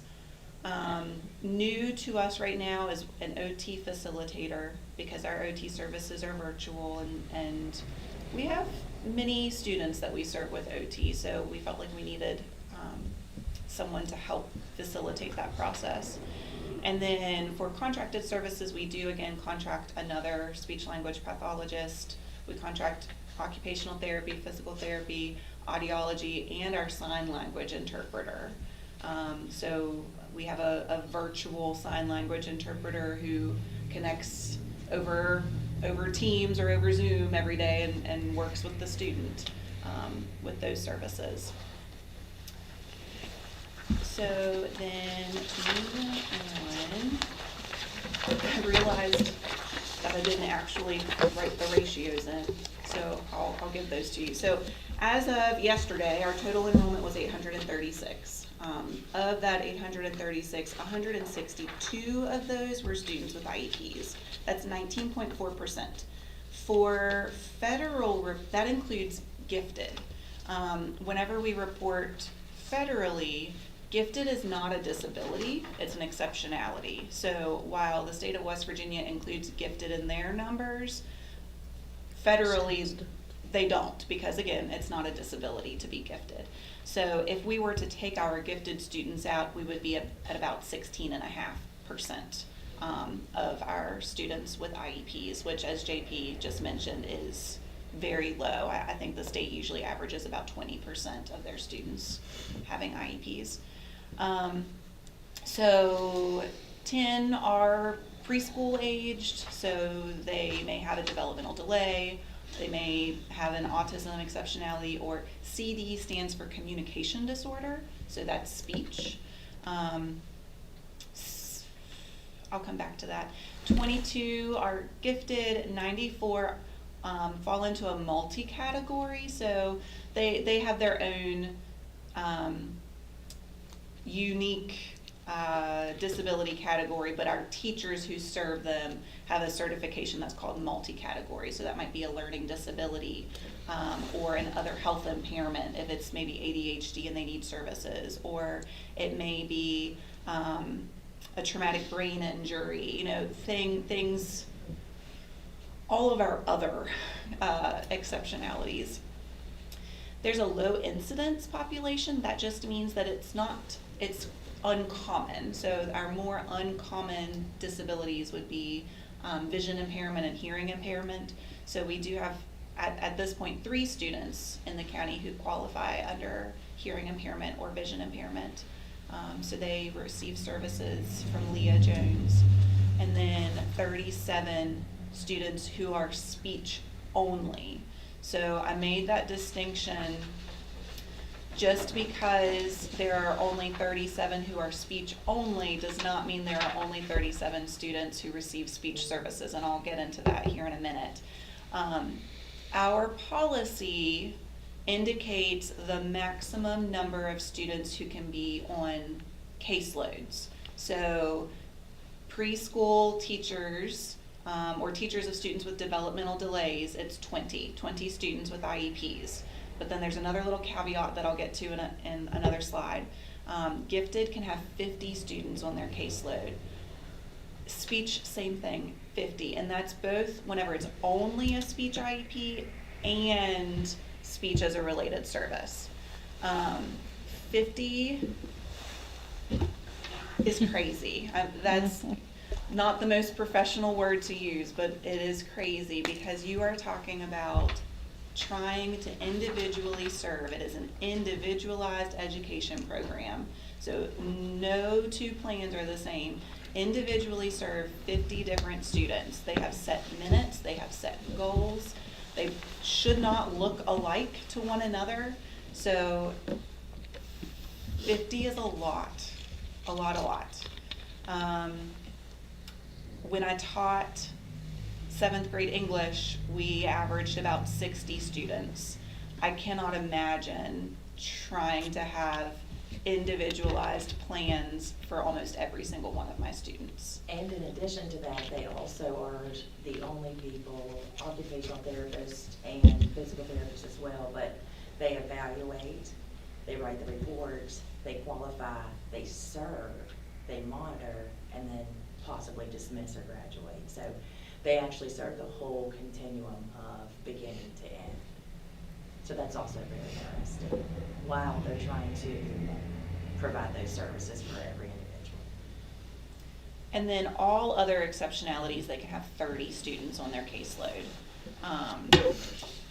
Currently, our actual ratios of students with special education services in the county, Brandywine, and this first set of numbers does not include gifted speech or preschool. I took those out and I'll give those separate to you in a second.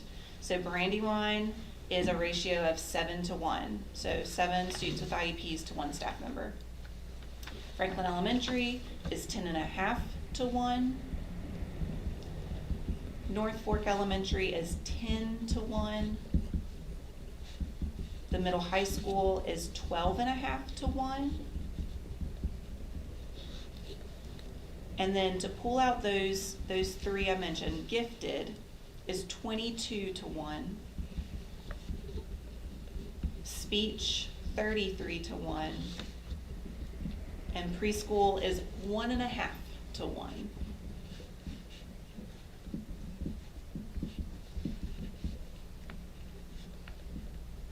What did you say the 1.5 was? Preschool. Preschool, okay. Yep. Preschool special need. Preschool kiddos with IEPs. And that's not speech only IEPs. The speech only fell into the speech category that I gave you. So sometimes, preschool oftentimes will be speech only IEPs, but I put them in the speech category. And the speech was 33 to 1? 33 to 1. Yep. Okay. And you said 50 would be way too many, so I'm assuming this is pretty much maximum capacity? I have a speech slide, so. Okay, we'll get there. We'll get there. Okay. Okay, so there is a triangle here, and this is within special education, you have what's called the least restrictive environment, which is the how students are served on their IEPs. They should be in the least restrictive environment to allow them to be successful, make progress toward their goals. So we always start with just the general education classroom. We want them to be with peers, and that is the most least restrictive environment for most kids. Some children, though, need a more restrictive environment. So they may need where they are being pulled out of class to receive services in a special education classroom. Some students need the majority of their day in a special education classroom. Some students are in a home or a hospital or facility setting as their least restrictive environment. We are required to be able to offer the entire continuum. So we can't say, well, we don't offer that here. If it's needed, we have to provide that. So years and years ago, we had a self-contained classroom at Franklin Elementary. And as students aged, they went to the middle high school, that classroom went to the middle high school, and there was not a need for a really long time. There was a chunk of time where we had it again at the elementary school, but we just have not had the need until now. So we are looking at developing a self-contained classroom at Franklin Elementary next year. We're utilizing existing staff to make that change. So we won't be hiring, I won't be asking to hire additional staff to develop that. But that allows us to have a self-contained environment both at the elementary level and at the middle high school level, as well as alternative education at the high school and our early learning center at the elementary school. So I just wanted to make you all aware that that is a change that's coming, because we have not had that self-contained classroom, I mean, in the 3 years that I've been here, but we now have that need.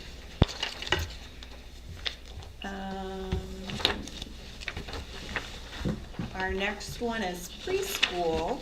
So I told you I would come back to preschool because it's a little funky. So I said 20 students on a caseload. There are also only 20 students allowed in a preschool classroom. That's the maximum number of students that can be enrolled in a preschool classroom.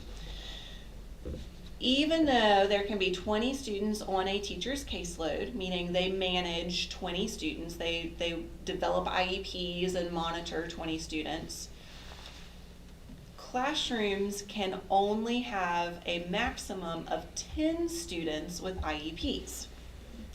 So with that, if you have 9 or 10 students in a classroom with an IEP, you must have an additional staff member in the classroom. So there are some quirks that we have to make sure that we follow.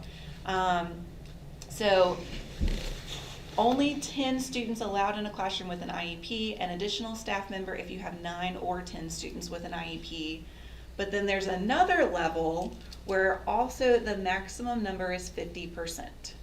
So we may think in our minds, okay, 10 students with an IEP, but that's only if there's 20 students enrolled in the class. So if there are only 12 students enrolled in a class, the maximum number is 6. This does include speech-only IEPs. So it makes it very challenging at times, because while the preschool classroom teacher may not be serving that student, they're not the speech pathologist, they're not doing the special education services, they're still counted in that ratio, in those numbers. Another challenge that presents is birth to 3 and parent referrals for kids who aren't enrolled in school but older than 3. So at any point in time, we may get students who qualify for services who need to go into the classroom early, and we still have to abide by these ratios and percentages. So we may start the year in really great shape, but by the end of the year, depending on how many birth to 3 or parent referrals we have that qualify for an IEP, that ratio and those numbers can change pretty dramatically.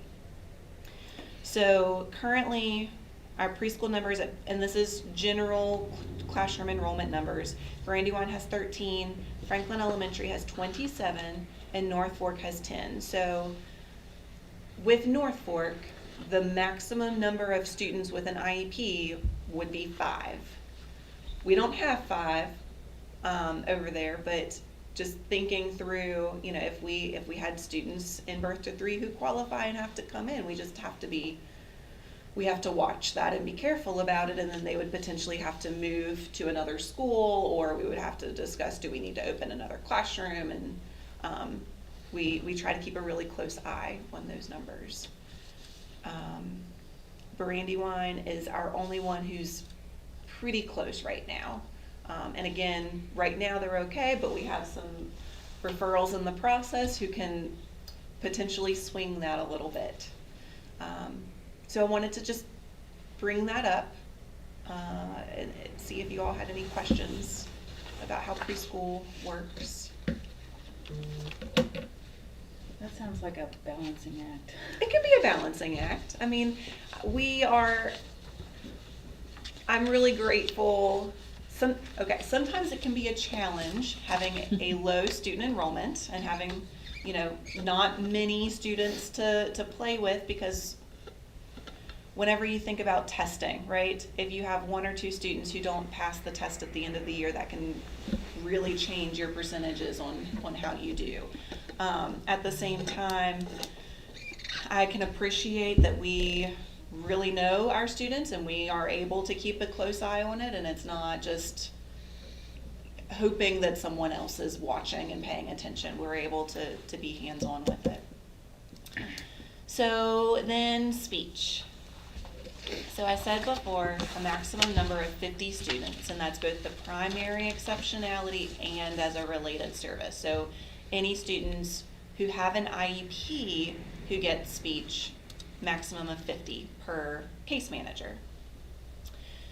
This does not include students in intervention.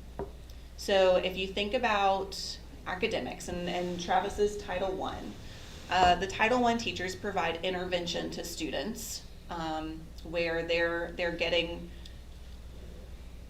instruction in their deficit areas to try to overcome their challenges before they would need a referral for special education.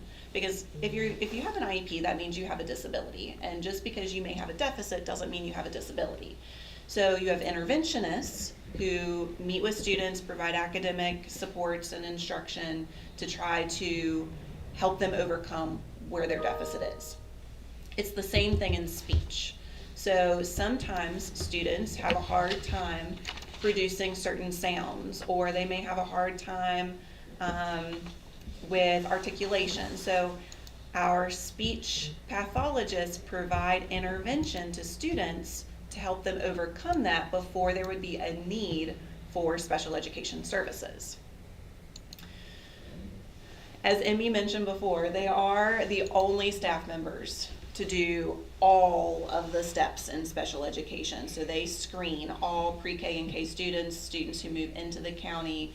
They meet with those students and do the screenings. They are the ones who are doing intervention with those students. They conduct the evaluations, they case manage, write reports, write IEPs, serve the students, bill for Medicaid. They do it all. Of our 2, Helen serves 3 schools, so she works at Brandywine, North Fork, and the middle high school. She has 38 students with IEPs currently. Those are not the ones that are pending evaluations, because we have some who are in the process being tested and we haven't met on them yet. So 38 with IEPs. I did not get her number of intervention kids, but I believe it's similar to Shannon.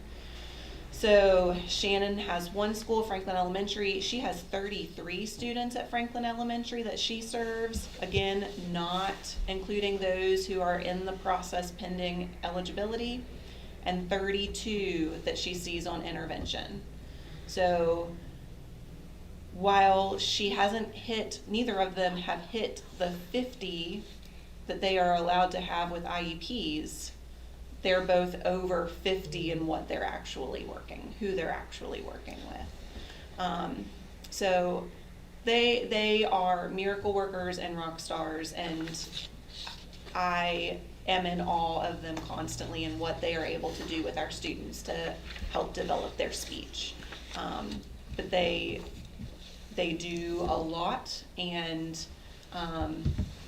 it can be a challenge for them to keep up with all of the responsibilities that they have.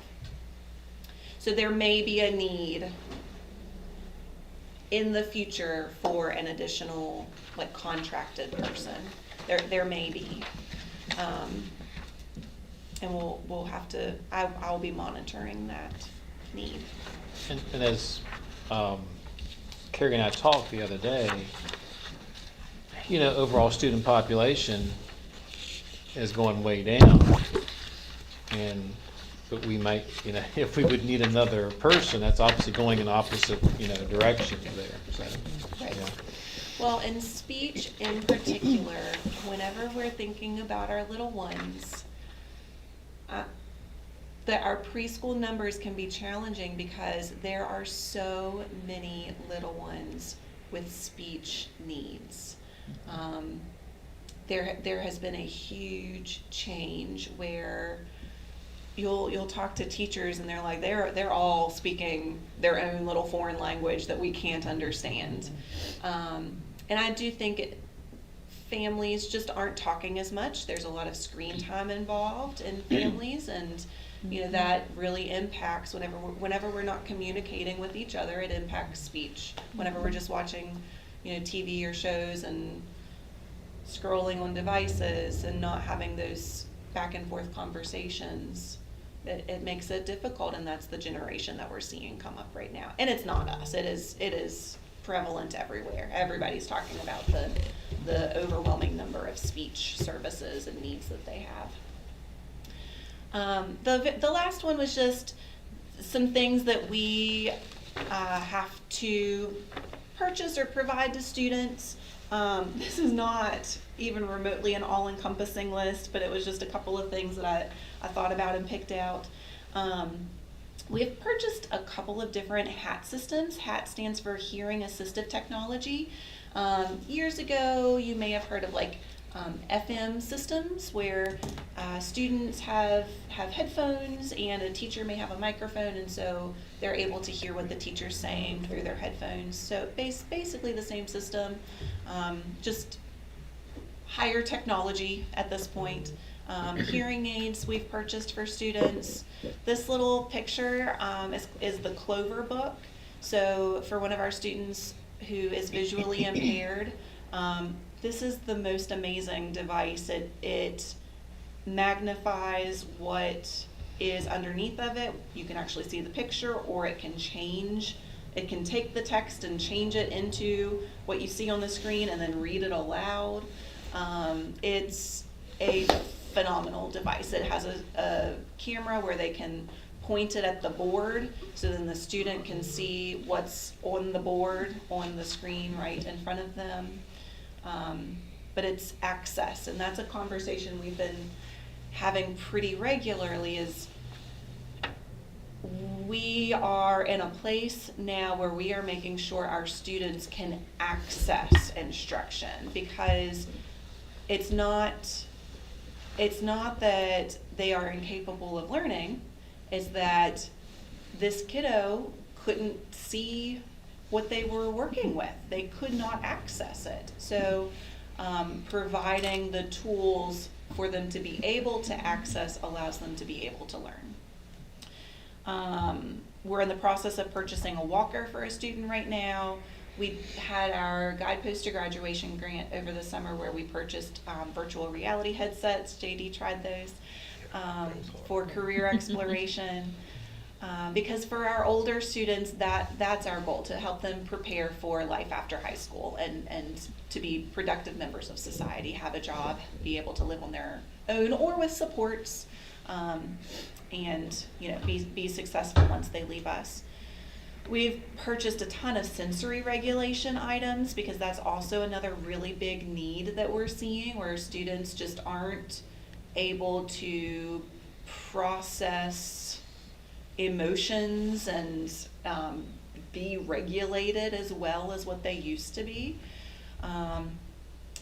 This is not a purchase, but I wanted to put in, Emmy is currently working with the School for Deaf and Blind, doing some different evaluations with a student. We had our first ever O&M, stands for Orientation and Mobility. So we are working with a person from WVU who came in this week and did an evaluation with a student who is visually impaired to help them navigate their environment. Again, thinking about access, if you have a vision impairment, you may struggle with navigating, and this will tell us what adjustments we need to make or what supports we need to provide in order for them to be able to navigate. And while it's an elementary student, this will be even more important as they get to the middle high school, and you're thinking about all of the different classrooms, lockers, steps, everything that they will interact with on a daily basis. A tympanometer, I believe is how you say it, but again, we have to do our hearing checks on students whenever they move in, so that was something that had been purchased a couple decades ago, I believe, and was not working well, so we had to get a new one, and they're not cheap. Noise cancellation headphones, kind of going along with that sensory regulation. We have helmets for students because we are seeing an increase in both autism and students who have neonatal abstinence syndrome, so meaning they were exposed to drugs in utero and were born with drugs in their system. And so something that we see with these students at times is hitting their head on things, and so we want to make sure that they're safe. So purchasing helmets to make sure that they're safe. Speech apps, we are using those on a daily basis, and that is a positive with technology. There are more resources out there that our staff can use to help support students' needs, but along with that comes the cost with it. But that's kind of in a nutshell. Do you all have questions? Anything special ed related? Do you have any more free time? What is free time? I often joke, what is lunch? Do you feel like there's a lot more IEPs than there used to be, or not? My comparison that I have is as a middle school teacher.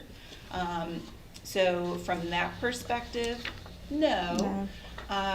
What we have all been kind of saying lately is what we're seeing is a lot more very unique situations.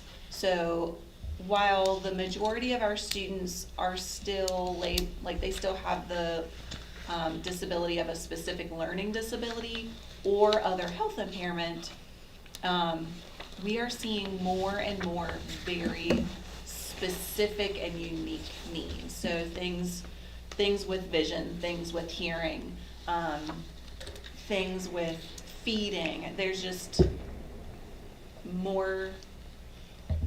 My comment to people lately has been low incidence is no longer low incidence. That's becoming our norm. The things that were very unique they're no longer one or two kids. We're seeing more and more very unique situations. Is the effects of parents with drugs increase? It has to be increasing. I would say absolutely. We see a lot of reports we'll get whenever we go through evaluations, or families will take students. We get a lot of reports from WVU. They'll do evaluations through WVU that we read, and there's just a lot of exposure. And we have several students in the county who have disabilities and have had that exposure in their past. And I don't think it's a unique correlation.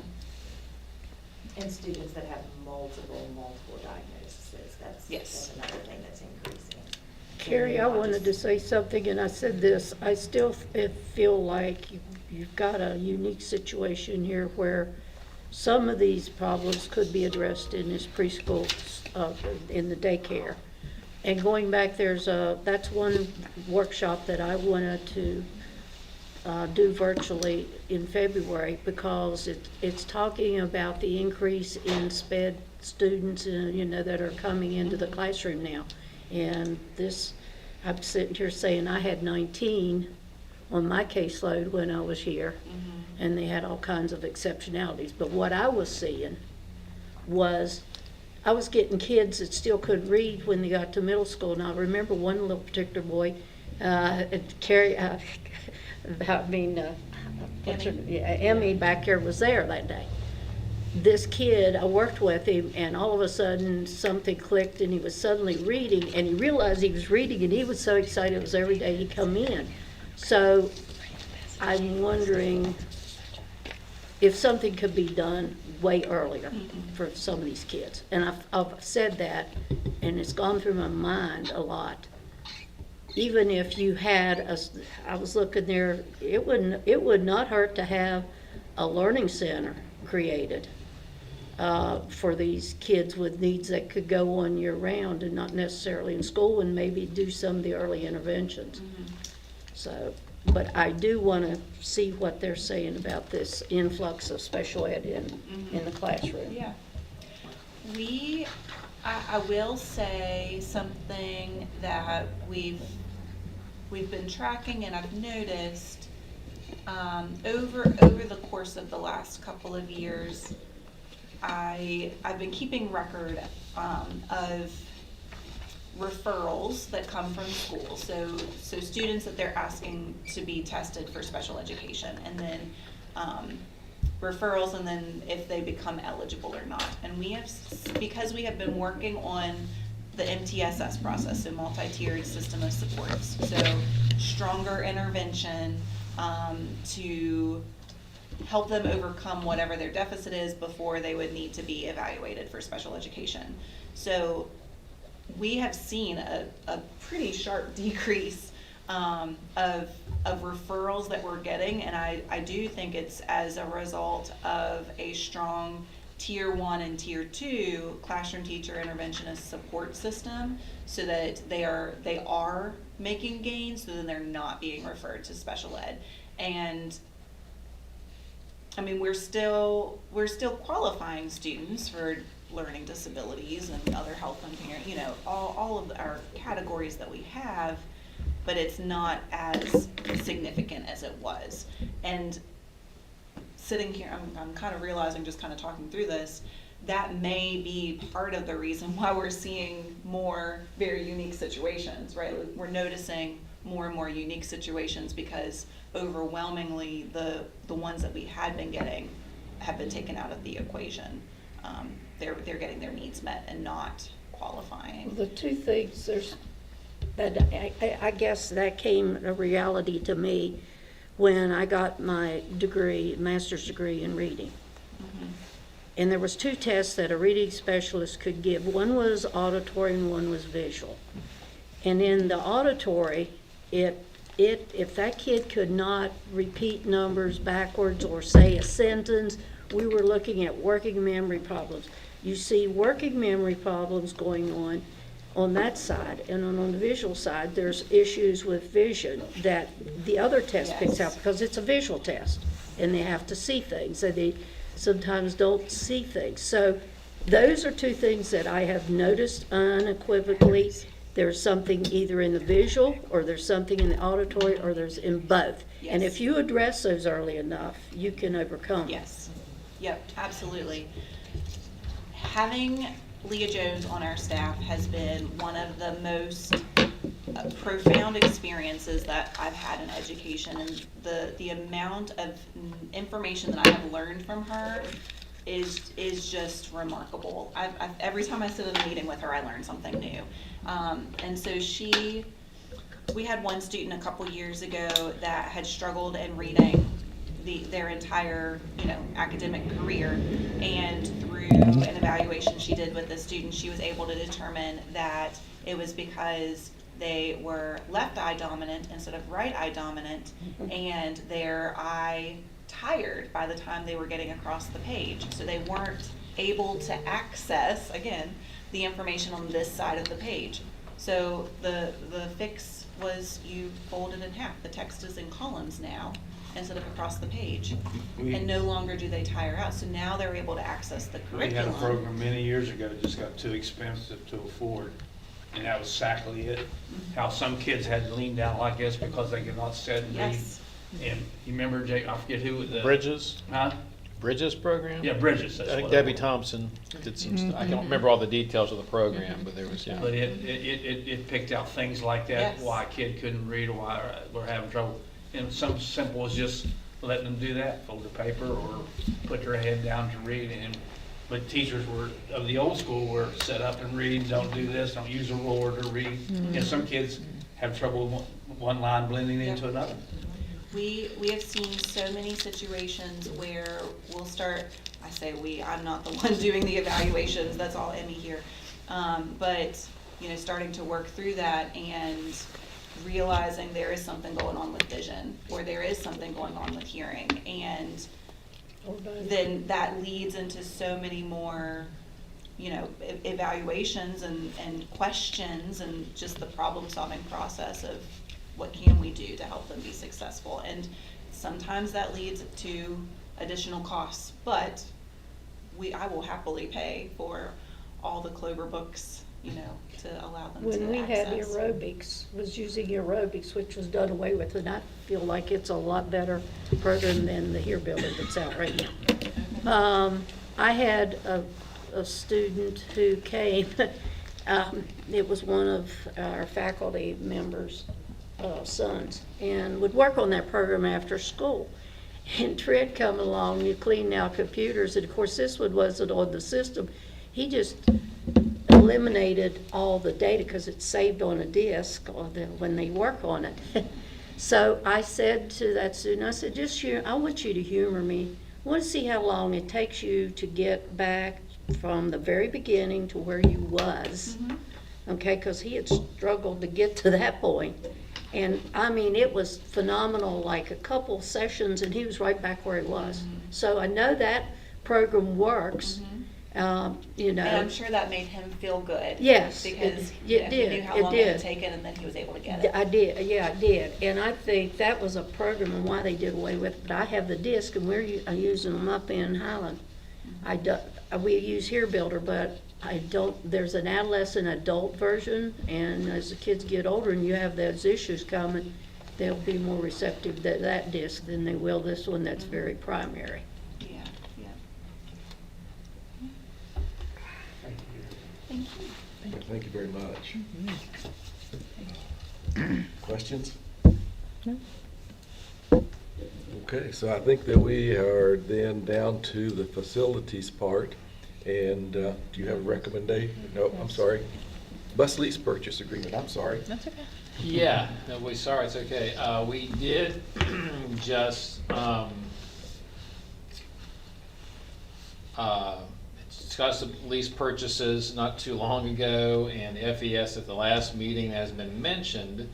We have another lease purchase here of a bus, 77 passenger, that was ordered, and the thought process was that it would be 10, 12, 15 months or so until it came in. Wow. And again, it's just a few months. And so, you know, again, after this and one more in the pipeline, we're definitely going to take a break unless something happens that's beyond our control to go with that. Don't So even this ask. is a 77 passenger bus. I don't know exactly where it's going to fall, who's going to get the replacement for that. It is a lease purchase, and it is for the amount of $165,000 for the lease purchase, and it is going to be paid off over 4 years. So that is the request to go ahead and approve this for this 77 passenger bus, to approve the lease purchase. And there's documents that will be signed, and then may come back with one more that's in the pipeline, and then otherwise we'll be good to go for buses for a while. So any questions?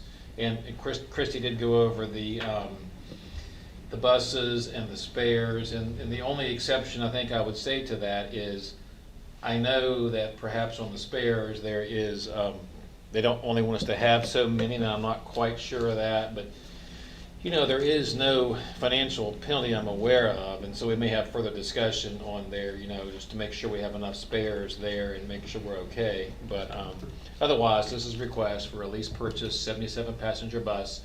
Christy gave an update to when it's expected, so hopefully once the new bus, I just find that kind of ironic and sad that we have a new bus that has transmission issues, hadn't even received yet. So once that gets in, and then this is the second one, and there's one more in the pipeline. So this is for the 77 passenger lease purchase bus over 4 years. So is my recommendation to approve the bus lease purchase agreement as presented. Our superintendent's recommending that we do agree to lease purchase this 77 passenger bus. Do we have a motion? So moved. Second. Have a motion and a second. Any discussion or comments? Then all in favor of this 4-year, $165,825 lease purchase agreement, please signify by saying aye. Aye. Opposed, no. Motion passes. It is approved. Now, are we down to the Yes. advanced construction planning under facilities? Yes. And you have recommendation? I'd like to make a motion to go into executive session per West Virginia Code 6-9A-4, Item 9. We have a motion to go into executive session. Do we have a second? Second. We have a motion and a second to go into executive session. Any discussion? And all in favor of going into executive session per West Virginia Code 6-9A-4, Item 9, for purchase, sale, lease of property, please signify by saying aye. Aye. Opposed, no. Motion passes, so we.